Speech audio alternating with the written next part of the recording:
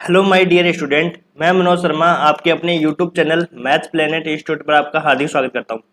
देखो, अब तक हमने एब्स्ट्रैक्ट अलजेब्रा में क्या कर लिया था, यूनिट फर्स्ट कंप्लीट कर ली थी। ठीक है, अब हम क्या करना स्टार्ट कर रहे हैं, यूनिट नंबर सेकंड। तो आपका देखो सिलेबस, वैसे मैंने कल प्रीवियस लेक्चर में डिस्कस किया था कि 50% आपका सिलेबस कर दिया गया है। कितना सिलेबस कर दिया? 50% आपका सिलेबस कर दिया। तो 50% सिलेबस का मतलब है कि आपका 2.5 से 3 यूनिट आपको पढ़नी है। मैक्सिमम आपको 3 यूनिट पढ़नी है और मिनिमम आप 2.5 यूनिट तो या 2 यूनिट तो पढ़ सकते हो, है ना। मिनिमम तो कुछ भी नहीं है, मैक्सिमम ये मान के चलो 2.5 यूनिट आपको पढ़नी है। ठीक है ना। तो 2.5 यूनिट अपनी कंप्लीट हो जाएगी, 2.5 से 3 यूनिट इस महीने हो जाएगी कंप्लीट आपकी, और फिर हम आगे थर्ड पेपर की तरफ चलेंगे। ठीक है, तो देखो यूनिट नंबर सेकंड स्टार्ट करते हैं आज। यूनिट 1 अपनी कंप्लीट हो गई और सबकी मैंने आप प्लेलिस्ट बना दी। कॉम्प्लेक्स के 44 वीडियो अब तक अपलोड हो गए, जिसमें आपके 3 यूनिट कंप्लीट होने वाली है। 6 लेक्चर और आज के आएंगे और 6 लेक्चर के बाद में आपकी यूनिट कंप्लीट हो जाएगी। ठीक है, फिर इस प्रकार से इसमें हम यूनिट थर्ड को स्टार्ट कर देंगे। उसके तो 5 से 6 लेक्चर एग्जाम्पल डालने हैं, वो मैं जल्दी ही डाल दूंगा आपकी वीडियो। ठीक है ना। आज हम यूनिट सेकंड स्टार्ट कर रहे हैं, उप ग्रुप, सब ग्रुप। ठीक है, तो अब इस लेक्चर को स्टार्ट करते हैं और फिर उसके बाद में हमारी यूनिट नंबर थर्ड बचेगी। दोनों कंप्लीट करवा दी जाएगी इस महीने के लास्ट तक और फिर आपको थर्ड पेपर स्टार्ट करवा दी जाएगा। तो देखो, सबसे पहले हम यूनिट सेकंड स्टार्ट करते हैं, उप ग्रुप, जिसको कहते हैं इंग्लिश में सब ग्रुप। ठीक है, तो देखो सब ग्रुप क्या होता है, तो पहले हम डेफिनेशन देख लेते हैं और फिर हम समझते हैं कि उप ग्रुप क्या होता है।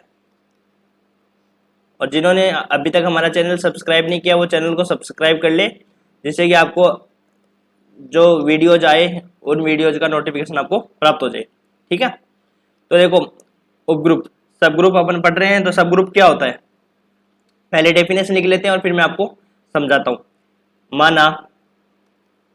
एच माना एच ग्रुप जी का एरिक तुप समुच्चय। माना एच ग्रुप जी का एरिक तुप समुच्चय। माना एच ग्रुप जी का एरिक्त उप समुच्चय। तब एच ग्रुप जी का उपग्रुप कहलाता है। ग्रुप जी का उपग्रुप कहलाता है यदि एच स्वयं जी की संक्रियाओं के सापेक्ष, एच स्वयं जी की संक्रिया के लिए, जी की संक्रिया के लिए ग्रुप हो। जी की संक्रिया के लिए क्या हो? ग्रुप हो, ग्रुप हो। अब देखो यहां समझना, एच को अपन क्या कहते हैं कि एच को ग्रुप जी का एरिक, सबसे पहले एच क्या होना चाहिए? ग्रुप जी का एरिक तुप समुच्चय। एरिक तुप समुच्चय होना चाहिए, नॉन एम्प्टी सबसेट होना चाहिए। फिर तब H को ग्रुप G का उपग्रुप कहलाता है यदि H है वो स्वयं G की संक्रिया के लिए क्या हो? ग्रुप हो। जैसे मान लो मैं कोई G लेता हूं, G ले लिया मैंने 1, -1 आयोटा और माइनस आयोटा, ये गुणा संक्रिया के लिए क्या बनाता है? ग्रुप बनाता है। गुणा संक्रिया के लिए क्या बनाता है? ग्रुप बनाता है। अब मान लो H लेते हैं अपन, सबसे पहले H तो क्या होना चाहिए? सबसेट होना चाहिए G का। H तो क्या होना चाहिए? सबसेट ऑफ G होना चाहिए। फिर H क्या होना चाहिए? एच खुद है ना, जो जी की संक्रिया है, जी की संक्रिया के इधर की है गुणा, तो एच गुणा संक्रिया के लिए खुद भी क्या होना चाहिए? ग्रुप होना चाहिए। तब अपन एच को क्या कहते हैं? जी का उपग्रुप कहते हैं। एच को जी का क्या कहते हैं? उपग्रुप कहते हैं।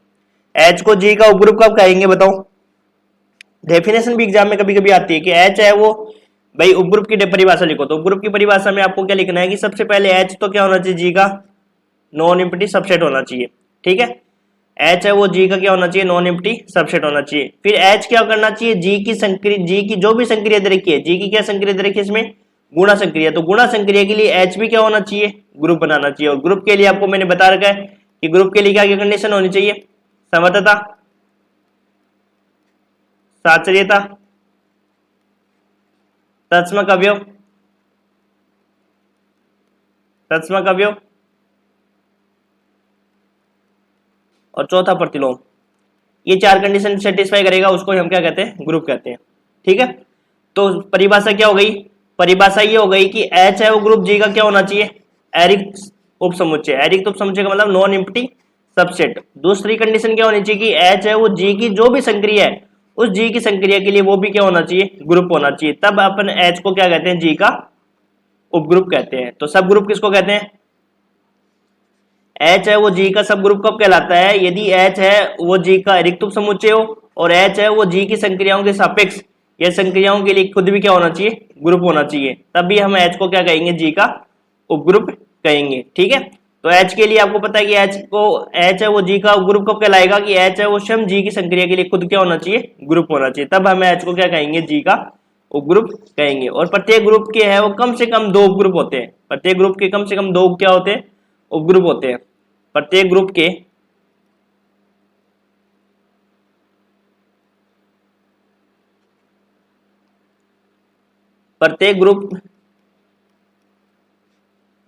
प्रत्येक ग्रुप जी के कम से कम प्रत्येक ग्रुप जी के कम से कम 2 उपग्रुप होते हैं। प्रत्येक ग्रुप जी के कम से कम 2 क्या होते हैं, उपग्रुप होते हैं। 2 तो उपग्रुप होते हैं और 2 से ज्यादा भी हो सकते हैं। तो कौन कौन से उपग्रुप होते हैं, एक तो होता है जी स्वयं। जी क्या होता है, स्वयं होता है। एक तो जी क्या होता है, स्वयं होता है। जी है वो खुद भी क्या होता है, उपग्रुप होता है।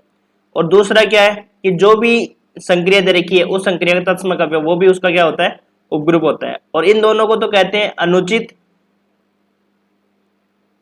इन दोनों को तो क्या कहते हैं, अनुचित या विषम उपग्रुप कहते हैं। क्या कहते हैं, अनुचित या विषम उपग्रुप। और इसके अलावा जो उपग्रुप बनते हैं उनको हम कहते हैं उचित उपग्रुप। ठीक है, तो दोबारा देख लो कि प्रत्येक ग्रुप जी के कम से कम 2 तो उपग्रुप होंगे, एक तो जी स्वयं और एक तत्सम अवयव। इनको क्या कहते हैं, विषम या अनुचित उपग्रुप कहते हैं। और इसके अलावा जो उपग्रुप बनते हैं उनको क्या कहते हैं, उचित उपग्रुप कहते हैं।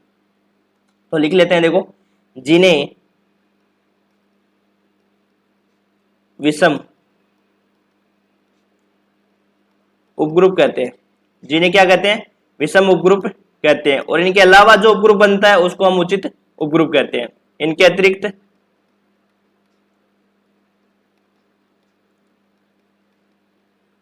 अतिरिक्त जी के उपग्रुप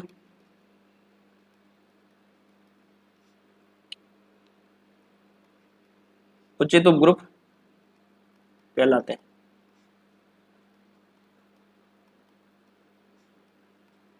ठीक है, तो दोबारा देख लो, एच है वो जी का सब ग्रुप कब कहलाता है, एच को जी का सब ग्रुप कब कहते हैं, पहले तो एच क्या होना चाहिए, जी का नॉन एम्प्टी सबसेट होना चाहिए। दूसरी कंडीशन है कि एच है वो, एच है जो भी संक्रिया आपकी ग्रुप की दे रखी है, मान लो स्टार मान लिया, तो एच है वो स्वयं जी की संक्रियाओं के सापेक्ष क्या होना चाहिए, ग्रुप होना चाहिए। तब एच को क्या कहते हैं, जी का उपग्रुप कहते हैं। ठीक है, और प्रत्येक ग्रुप के कम से कम 2 क्या होते हैं, उपग्रुप होते हैं। कौन कौन से, एक तो जी स्वयं और एक ई तत्सम अवयव। इनको तो हम क्या कहते हैं, अनुचित या विषम उपग्रुप, अनुचित या विषम उपग्रुप। और इनके अलावा जो उपग्रुप बनते हैं उनको क्या कहते हैं, उचित उपग्रुप कहते हैं। ठीक है, यहां तक क्लियर हो गई, परिभाषा भी क्लियर हो गई।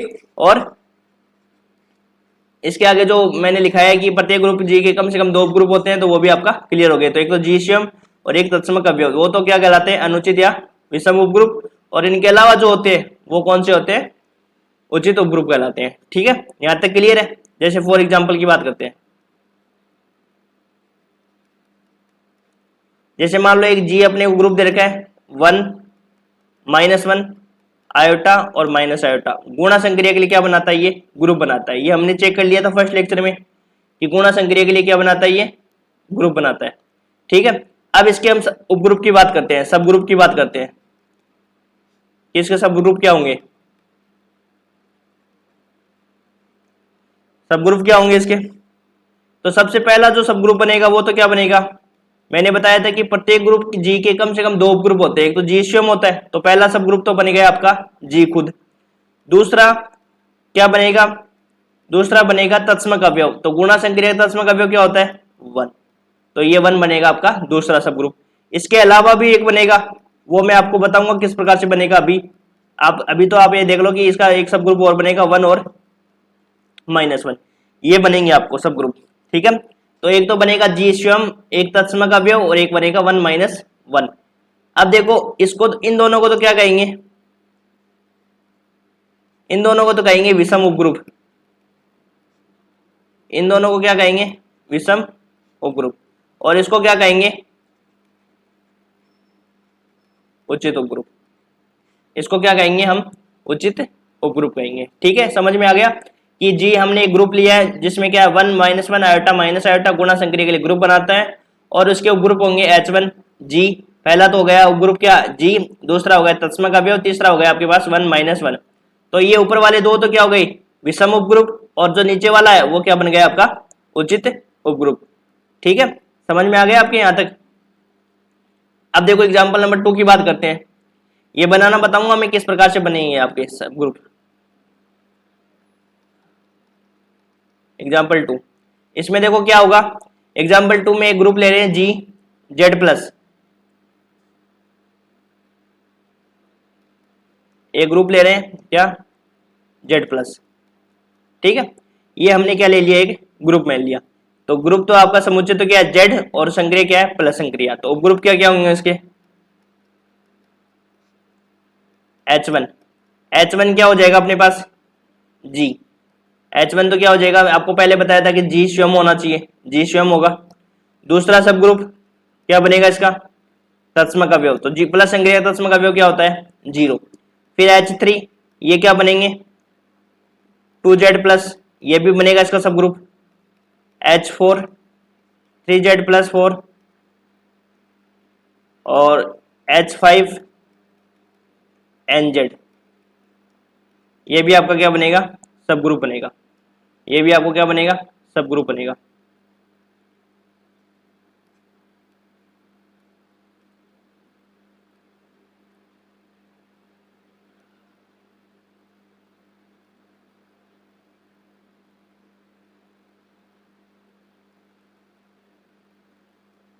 ठीक है, अब इनका नाम क्या होगा, इन दो को तो हम क्या कहेंगे विषम उपग्रुप। ठीक है, इसके अलावा जो उपग्रुप बनेंगे वो क्या होंगे आपके उचित उपग्रुप, ये सारे क्या हो जाएंगे उचित उपग्रुप। ठीक है, समझ में आ गया कि इसके कौन कौन से इसके ग्रुप बनेंगे। एग्जाम्पल 3 की बात करें तो इन दो एग्जाम्पल को हम डायरेक्ट लिख लेते हैं। एग्जाम्पल 3 क्या है इसमें कि जेड प्लस है वो आर प्लस का क्या होता है उपग्रुप होता है। आगे आपको समझ में आएगा कि उपग्रुप के लिए क्या कंडीशन होती है, किस प्रकार हम उपग्रुप सिद्ध करते हैं। Example 4 Q plus R plus का क्या होता है सब ग्रुप होता है। क्यू प्लस क्या होता है आर प्लस का सब ग्रुप है। यहाँ तक क्लियर है सबके, उपग्रुप की परिभाषा देख ली, एग्जाम्पल्स देख लिए और कौन से उपग्रुप है आपको विषम उपग्रुप कहलाते हैं और कौन से आपके उचित उपग्रुप कहलाते हैं, सब कुछ हमने देख लिया। अब देखो लैंग्राज प्रमेय देखते हैं, ये लैंग्राज प्रमेय क्या कहती है। क्योंकि देखो आपके जो यूनिट नंबर सेकंड बनेगी वो यूनिट नंबर सेकंड आपकी बनेगी विशिष्ट उपग्रुप से, ये बेसिक आपका।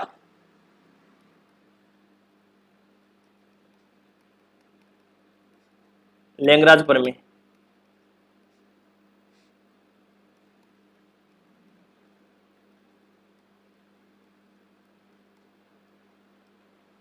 लैंग्राज थ्योरम, तो देखो यदि जी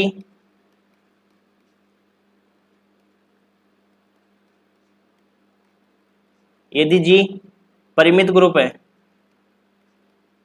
यदि जी क्या है परिमित ग्रुप है, तब इसके उपग्रुप की कोटि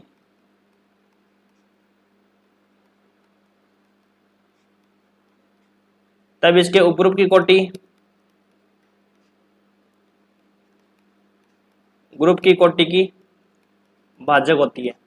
इसके उपग्रुप की कोटि ग्रुप की कोटि की क्या होती है भाजक होती है। उपग्रुप की कोटि जो होती है वो आपकी जी क्या होना चाहिए, पहले तो फाइनाइट ग्रुप होना चाहिए, तब इसके उपग्रुप की जो कोटि होती है वो ग्रुप की कोटि क्या होती है भाजक होती है। मतलब जो उपग्रुप की कोटि यदि आपको निकालने के लिए बोले तो उपग्रुप की कोटि आप वही होगी जो ग्रुप की कोटि को क्या करेगी पूरा पूरा डिवाइड करेगी। इसके लिए देखो एग्जाम्पल देखते हैं जिससे आपका कॉन्सेप्ट अच्छे से क्लियर हो जाएगा। लिखना चाहो तो ऐसे लिख सकते हो, अर्थात order of G divide of order of H divide by order of G. ठीक है, अब देखो एग्जांपल देखते हैं, उससे ज्यादा क्लियर हो जाएगा आपके। यदि ऑर्डर ऑफ जी मान लो 4 है, ऑर्डर ऑफ जी कितना है 4 है, तब इसके उपरूप की कोटि क्या होगी?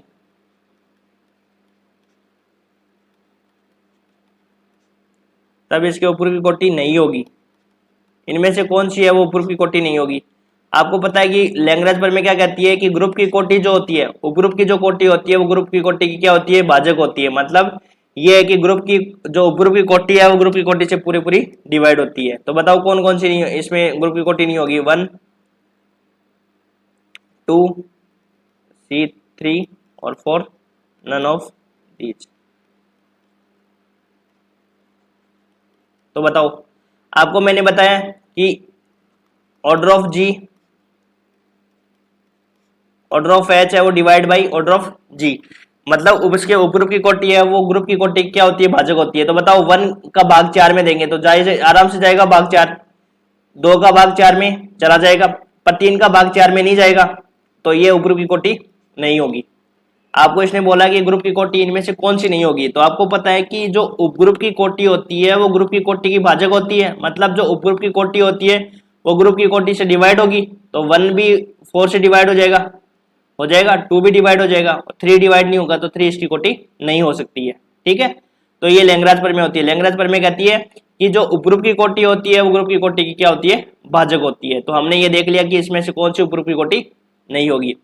अब नोट लगा के देखो कि हम उपग्रुप को कैसे चेक करते हैं, नोट, और फिर मैं उसको आपको एग्जांपल में बता दूंगा, अच्छे से क्लियर कर दूंगा कि आपका उपग्रुप हम कैसे सिद्ध करते हैं। नोट, एरिक्ट समुच्चय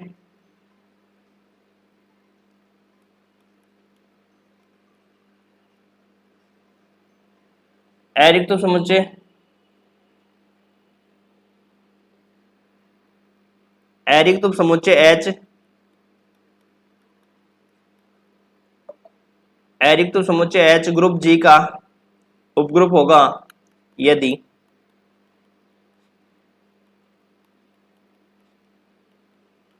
एच है वो, एरिक्ट समुच्चय एच है वो ग्रुप जी का उपग्रुप होगा यदि A belongs to H, B belongs to H, then implies that A star B inverse belongs to H. ये उपग्रुप के लिए क्या होती है? कंडीशन होती है।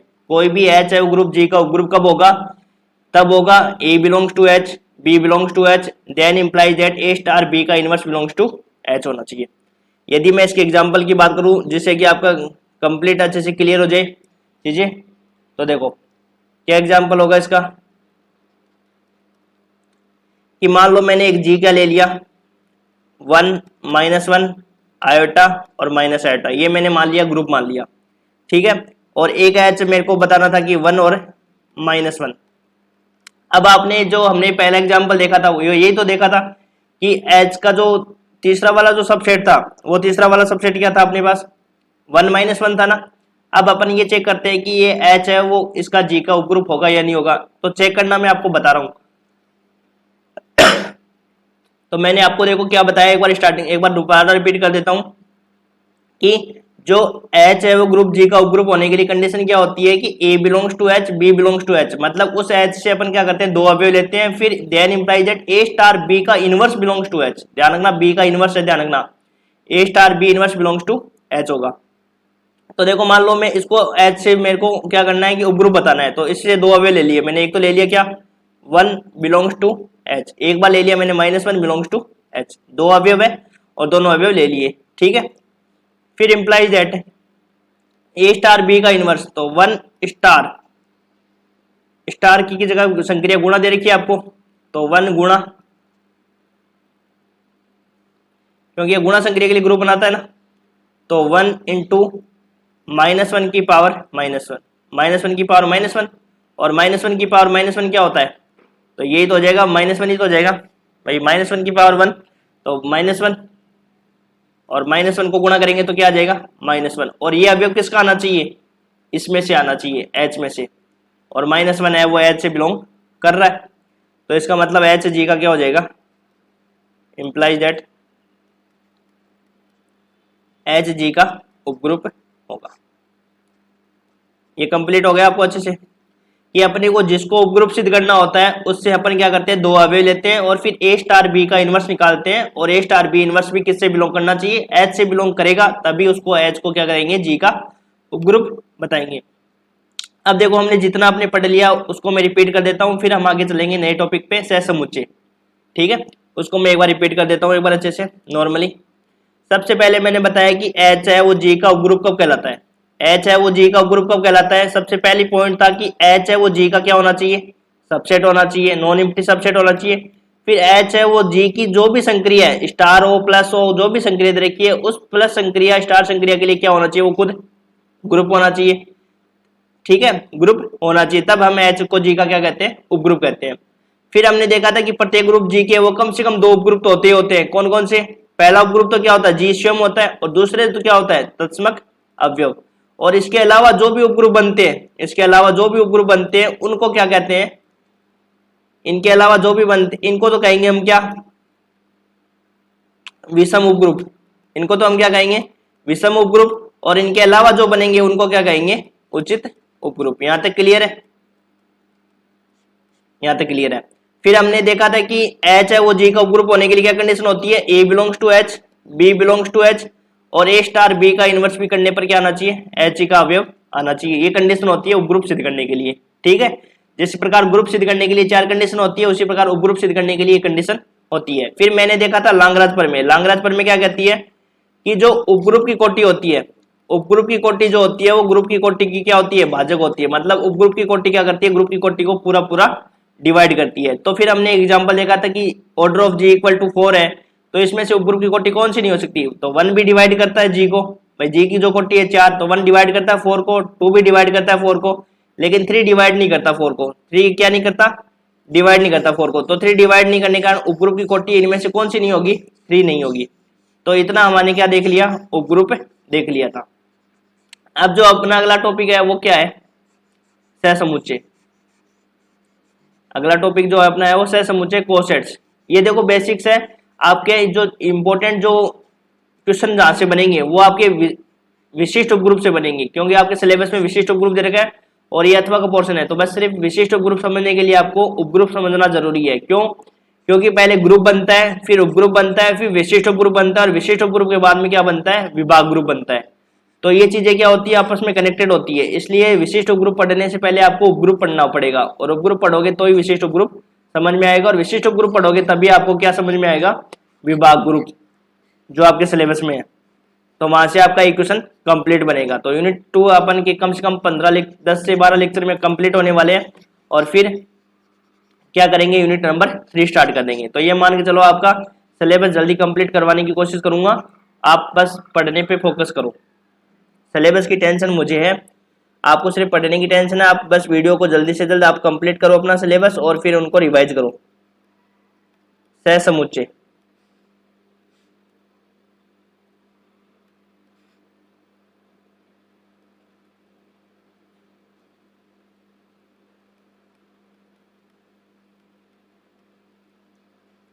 कोसेट्स। तो पहले इसकी परिभाषा देख लेते हैं और फिर हम इसको समझने की कोशिश करते हैं। माना एच ग्रुप जी का उपग्रुप है तथा ए बिलोंग्स टू जी, तब समुच्चय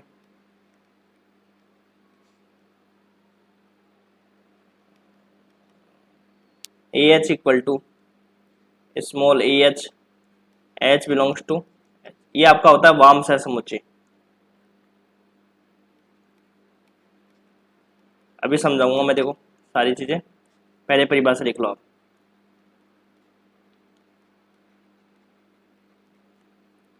वाम सहसमुच्चय कहलाता है तथा समुच्चय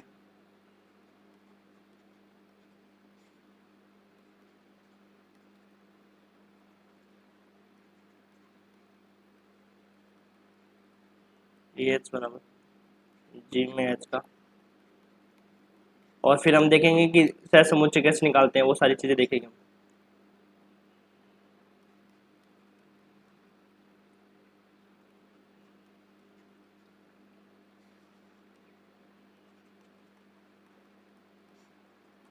क्या लाता है यहाँ देखो, नोट लगा के और लिख लेते हैं और फिर इसको पढ़ते हैं।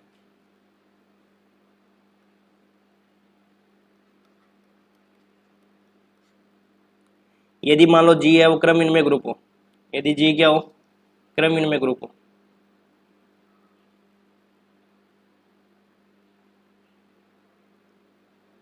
यदि जी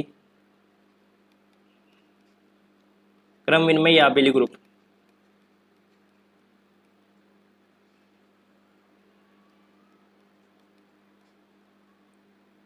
ग्रुप हो तो वाम सहसमुच्चय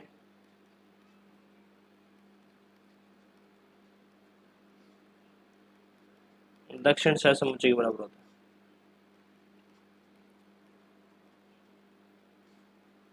वाम सहसमुच्चय होता है वो दक्षिण सहसमुच्चय के बराबर होता है। अब देखो, अब समझने की कोशिश करो, यहाँ देखो, तो एच है वो ग्रुप जी का उपग्रुप कहलाता है यदि जो ए एच बराबर है, स्मॉल ए है वो जी से बिलोंग करेगा। ए एच बराबर क्या होता है, स्मॉल ए एच, इसको हम कहते हैं वाम सहसमुच्चय, इसको हम क्या कहते हैं, इसको तो हम कहते हैं वाम सहसमुच्चय। और एच ए बराबर क्या होता है, स्मॉल एच ए, और इसको कहते हैं हम इसको दक्षिण सहसमुच्चय। और यदि जी क्या हो, आबेली ग्रुप होता है, जी यदि क्रमिन में ग्रुप होता है तब वाम सहसमुच्चय और दक्षिण सहसमुच्चय दोनों क्या होते हैं, बराबर होते हैं। यहाँ पे देखो सहसमुच्चय अपन कैसे निकालेंगे वो मैं आपको बताऊंगा। स्मॉल ए एच बराबर क्या होता है, ये होता है, और एच ए बराबर क्या होता है, यहाँ से एच ले लेते हैं और स्मॉल एच ए, ये होता है। ये आपका दक्षिण सहसमुच्चय होता है और ये आपका वाम सहसमुच्चय होता है। और यदि जी आबेली ग्रुप होगा तो वो क्या हो जाएगा, दोनों बराबर हो जाएंगे, स्मॉल ए एच और वो कैपिटल एच ए के बराबर हो जाएगा। अब देखो मैं आपको एग्जाम्पल से इसको क्लियर करूंगा, क्योंकि कुछ चीजें देखो इसमें ज्यादातर चीजें क्या होती है कि आपको एग्जाम्पल से ही क्लियर किया जाता है, अदरवाइज ऐसे समझ में आपको मुश्किल से आएगा। अब चीजें देखो, ए एच है वो स्मॉल ए एच क्या है, एच ए क्या है, ये सारी चीजें समझ में आ जाएगी। देखो एग्जाम्पल के लिए एग्जाम्पल लेते हैं अपन।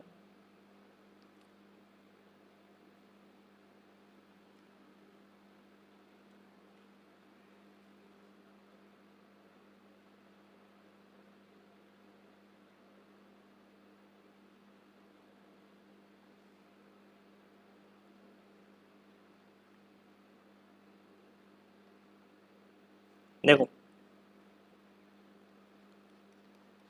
एग्जाम्पल लेते हैं, दो एग्जाम्पल में आपका क्लियर हो जाएगा, और फिर हम अगले लेक्चर में क्या करेंगे, विशिष्ट ग्रुप स्टार्ट करेंगे जहां से आपका क्वेश्चन पुट होता है।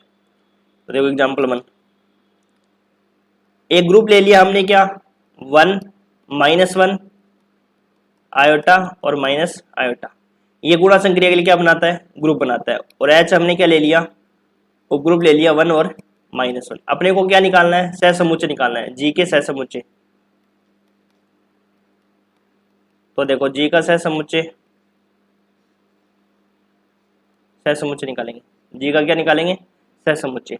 तो देखो सहसमुच्चय कैसे निकालेंगे अब समझना, एक अवयव तो किससे लेना है, जी से लेना है, और उसको किससे गुणा करना है, एच वाले अवयव से गुणा करना है। जी का सहसमुच्चय किस प्रकार निकालेंगे, तो एक अवयव तो किससे ले लो, जी से ले लो, एक अवयव तो किससे ले लो, जी से ले लो, और इस अवयव को क्या करो, एच से गुणा कर दो, तो 1 × एच।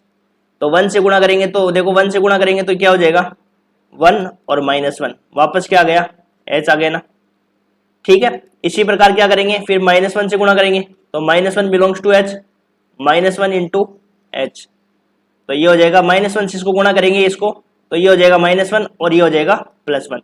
इसको भी हम एच ही कहेंगे, क्यों, क्योंकि देखो अवयव तो वही है।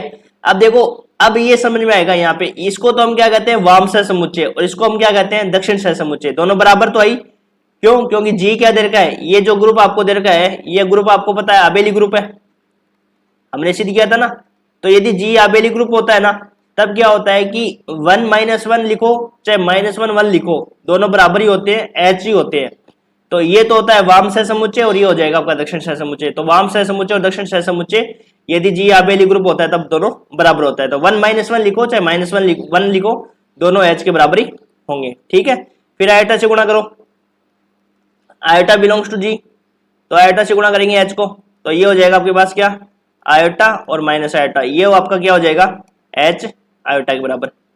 ठीक है, फिर -1 से गुणा करो, माइनस आयोटा से गुणा करो, तो माइनस आयोटा से एच से गुणा करेंगे तो क्या होगा, तो ये हो जाएगा आपके पास माइनस आयोटा और ये प्लस आयोटा, तो ये क्या हो जाएगा आपके पास, ये भी आपका एच आयोटा ही हो जाएगा। क्यों हो जाएगा ना, एच आयोटा दोनों बराबर ही तो है ये, तो वाम सह समुच्चय और दक्षिण सह समुच्चय दोनों बराबर होते हैं। तो वाम समुच्चय की डेफिनेशन हमने क्या देखी थी भाई, वाम सह समुच्चय की डेफिनेशन देखी थी ए एच, है ना, और इसको किस प्रकार से ऑपरेट किया था, A H, H belongs to H. अब समझ में आ जाएगी चीजें, देखो आपको एच ए बराबर, इसमें क्या होता है एच ए और एच बिलोंग्स टू एच। अब समझो यहाँ देखो, ए एच निकालना है, ये निकाल रहे थे ना पहले, और ये जो ए था इसमें ये किससे बिलोंग कर रहा था, जी से, तो ए का अवयव तो हमने किससे ले लिया, जी से ले लिया, और फिर इसको गुणा किससे कर दिया, ए एच निकाला, और ए एच निकालने पर अपने पास क्या आ गया, ए एच कैसे निकाले हमने, इस स्मॉल ए को हमने क्या कर दिया, एच से अंदर गुणा कर दिया, मतलब इसमें से जो अवयव लिया वो उसको हमने अंदर क्या कर दिया,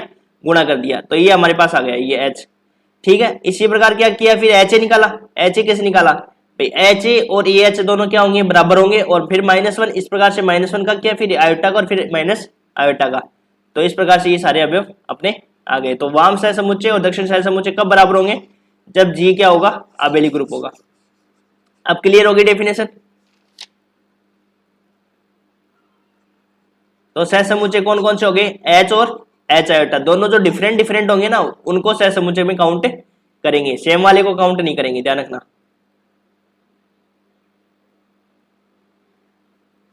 तो सह समुच्चय क्या हो गए आपके,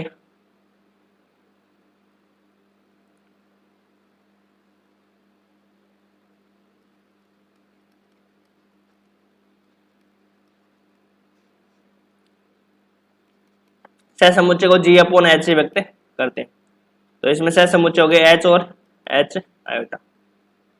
ठीक है, और जी कैसे मिलेगा, एच और एच आयोटा को दोनों को आपस में यदि यूनियन करेंगे तो वापस अपने को कोई समुच्चय मिल जाएगा। अर्थात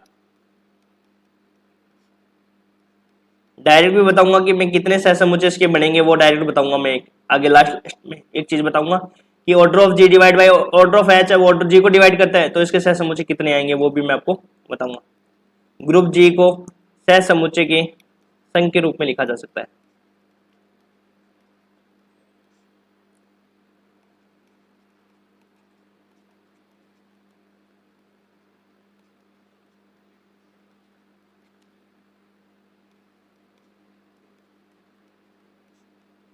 लिखा जा सकता है। अब एग्जाम्पल नंबर 2 करते हैं, उससे ज्यादा क्लियरिटी आ जाएगी आपके सह समुच्चय पे।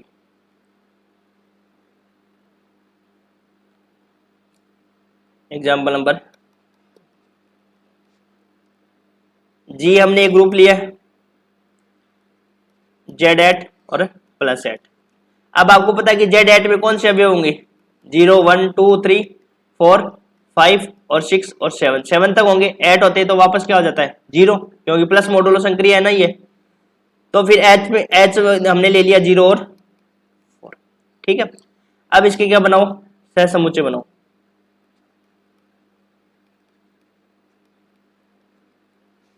तो सह समुच्चय कैसे बनेंगे, आपको पता है कि एक अवयव तो किससे ले लो, जी से ले लो, और फिर इस जी को क्या करो, 0 को क्या करो, एच से गुणा कर दो, 0 को जो भी संक्रिया दे रखी है उससे करो ऑपरेट। तो 0 प्लस 8h, 0 में h जोड़ोगे ना तो क्या आएगा 0 और फिर 4, यही तो आएगा। तो ये वापस बन गया आपका क्या, h।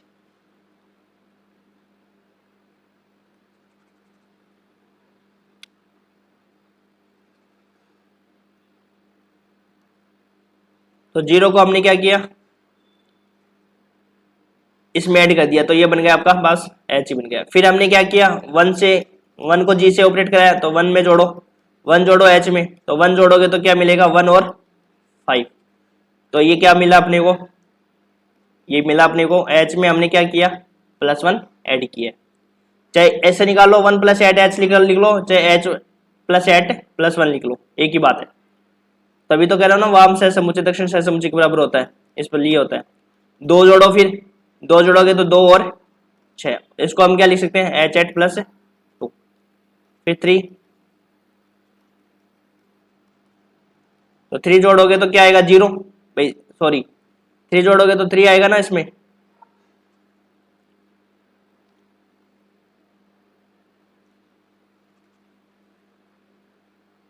थ्री, और इसमें कितना आ जाएगा 7, तो ये हो जाएगा H8 प्लस 3। फिर 4 belongs to G, 4 plus 8 H, 4 जोड़ोगे तो ये हो जाएगा 4 और 8,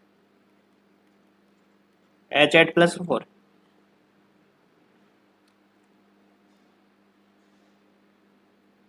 रुको रुको, H8 प्लस 4 नहीं होगा,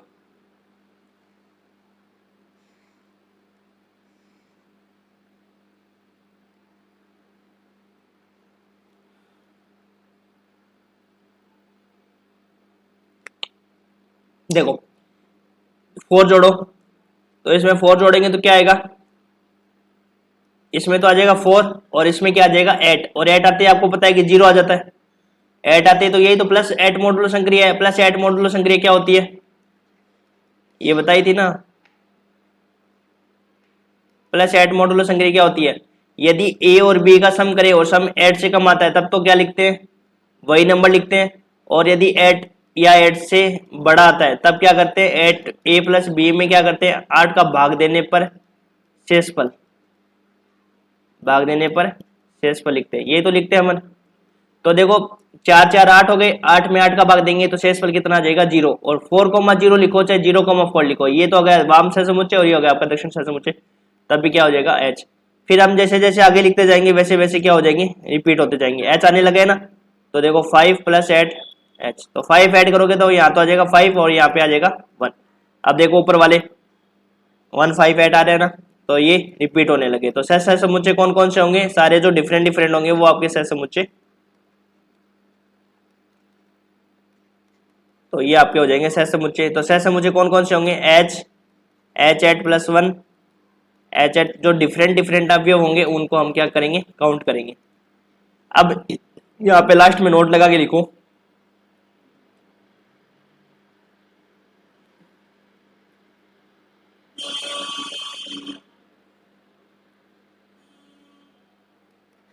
यदि आपको सहसमुच्चय की संख्या निकालनी है तो कैसे निकालोगे, यदि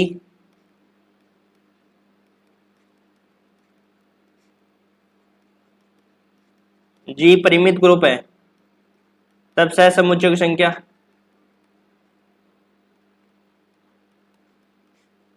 तब सहसमुच्चय की संख्या, तो सहसमुच्चय की संख्या क्या हो जाएगी, order of G, order of H divide by order of G। यदि हम इसके लिए एग्जांपल देंगे सहसमुच्चय की संख्या, जो हमने ऊपर एग्जांपल किए वो सारे देख सकते हो वापस, 1 माइनस 1 आयोटा माइनस आयोटा, और H हमारे पास क्या था 1 और माइनस 1। तो बताओ सहसमुच्चय की संख्या कैसे निकालेंगे, सहसमुच्चय की संख्या निकालेंगे तो order of G upon order of H, order of G, order कितना है G का 4 और इसका ऑर्डर 2, तो इसके सहसमुच्चय कितने होंगे 2, और हमने देखे थे क्या H और H आयोटा। एक एग्जांपल और ले सकते हो जो हमने सेकंड वाला यूज किया है, उसको भी देख सकते हो,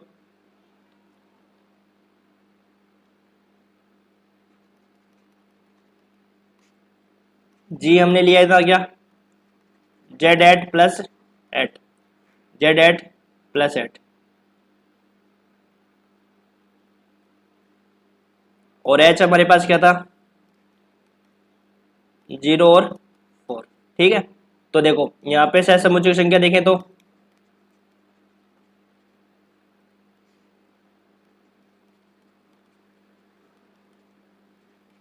order of G upon order of H, order of G कितना हो जाएगा 8 और ये हो जाएगा 2, तो 4 सहसमुच्चय हमने देखे थे, ठीक है। अब आज की क्लास यहीं तक समाप्त करते हैं और फिर हम आगे का लेक्चर स्टार्ट करेंगे जहां से आपके क्वेश्चन एग्जाम में आता है विशिष्ट उपग्रुप, हम आगे बढ़ेंगे विशिष्ट उपग्रुप, सरल ग्रुप, और फिर हम यहाँ से थ्योरम करेंगे, ठीक है। Thank you.